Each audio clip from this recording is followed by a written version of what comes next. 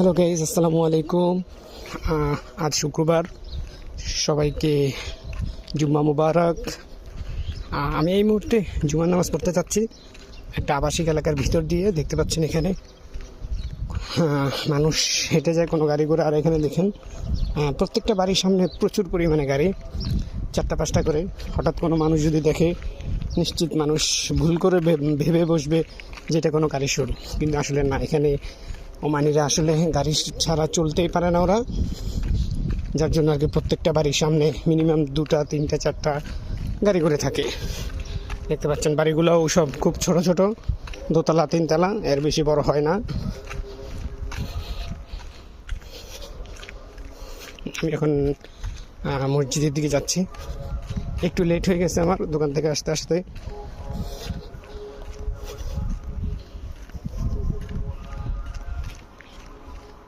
দেখতে পাচ্ছেন গাড়ি আর গাড়ি, রাস্তার দুপাশেই গাড়ি।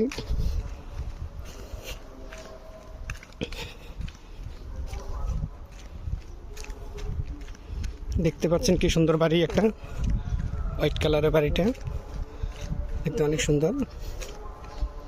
এখানে প্রত্যেকটা বাড়ি সুন্দর, একটা বাড়ি চার একটা বাড়ি কম সুন্দর না।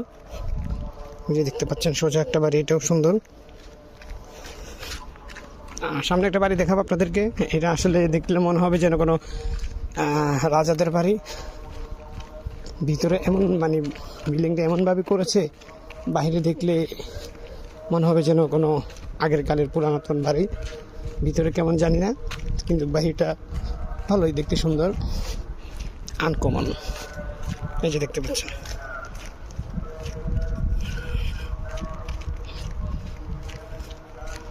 দেখলে মনে হবে যেন কোনো মন্দির অথবা এই টাইপের কিছু, কিন্তু আসলে এটা বাড়ি।